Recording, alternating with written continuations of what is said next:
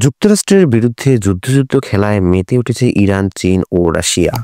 পরমাণু অস্ত্র বানানোর পথে হাঁটছে ইরান। এই দাবিতে যে কোনো দিন দেশটির পারমাণবিক স্থাপনাগুলোতে হামলা হবে। ধারাবাহিকভাবে এমন হুমকি দিয়ে চলেছে যুক্তরাষ্ট্র ও ইসরায়েল। এ নিয়ে ওয়াশিংটন, তেহরান উত্তেজনা এখন তুঙ্গে। যে কোনো মুহূর্তে ভয়াবহ এক যুদ্ধে জড়িয়ে পড়তে পারে তারা। বিস্ফোরণ উন্মুখ এ সময় ইরানের সাথে হাত মিলিয়ে বড়সড় সামরিক তৎপরতায় নেমেছে চীন ও রাশিয়া। এর অংশ হিসেবে ইরানি যুদ্ধজাহাজ পাঠিয়েছে দুই দেশ। বলা হচ্ছে মূলত যৌথ সামরিক মহড়ার অংশ হিসেবে পাঠানো হয়েছে এসব যুদ্ধজাহাজ। তবে এমন স্পর্শকাতর সময়ে এ ধরনের তৎপরতা প্রতিপক্ষ যুক্তরাষ্ট্রের প্রতি এক ধরনের সতর্কবার্তা বলেছেন বিশ্লেষকরা। তাদের মতে চীন ও রাশিয়ার সাথে জোটবদ্ধ হয়ে ইরান নিজের সামরিক সক্ষমতার জানান দিতে চাইছে। একই সাথে এটি পশ্চিমা দেশগুলোর বাইরে নতুন অক্ষশক্তির উত্থানকেও নির্দেশ করে।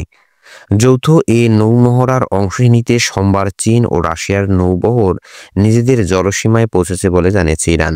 চাবাহার বন্দর সংলগ্ন জলসীমায় চলবে এ মহড়া। এটিকে বলা হচ্ছে the security belt joint naval exercise. পরস্পরের প্রতি সামরিক আস্থা ও হাতে কলমে সামরিক সমন্বয় বৃদ্ধির লক্ষ্যে এটি আয়োজন করা হয়েছে বলে অংশ নেওয়া হয়েছে দেশগুলোর। কর্মকর্তারা জানিয়েছেন এই মহড়ায় সামুদ্রিক বিভিন্ন লক্ষ্যবস্তুতে আঘাত হানা, জাহাজ বা জলযানে অভিযান পরিচালনা, জলযান জব্দ করা বা সেসবে তল্লাশি ও উদ্ধার কাজ পরিচালনা সহ বিভিন্ন কিছু প্রদর্শন করা হবে। সমুদ্রপথে সব ধরনের নিরাপত্তা নিশ্চিতের প্রতিশ্রুতি মহড়ায় অংশ নেওয়া হয় দেশগুলোর। রুশ পররাষ্ট্র মন্ত্রণালয় জানিয়েছে এই মহড়ায় তাদের 15টি যুদ্ধজাহাজ অংশ নিয়েছে। অন্যদিকে বিশেষায়িত যুদ্ধজাহাজ ও গাইডেড মিসাইল ডেস্ট্রয়ার পাঠিয়েছে চীন। তেহরান জানিয়েছে সর্বমোট 12টি দেশ এই মহড়ায় অংশ নিয়েছে। ইরান, চীন ও রাশিয়ার বাইরে অন্য দেশগুলো আছে পর্যবেক্ষক হিসেবে। সেসব দেশের মধ্যে ইরাক, পাকিস্তান, কাতার, সংযুক্ত আরব আমিরাত, সাউথ আফ্রিকাও আছে। সব মিলিয়ে বড়সড় সামরিক শক্তি প্রদর্শনে এই মহড়া। এদিকে এমন এক সময়ে এ মহড়া হচ্ছে যা যুক্তরাষ্ট্র ও ইসরায়েলকে অপ্রস্তুত করে দিয়েছে। যদিও মুখে তা অস্বীকার করেছেন মার্কিন প্রেসিডেন্ট ডোনাল্ড ট্রাম্প। সাংবাদিকদের এক প্রশ্নের মুখে ট্রাম্প জানিয়েছেন তিনি মোটেই এই মহড়া নিয়ে বিচলিত নন।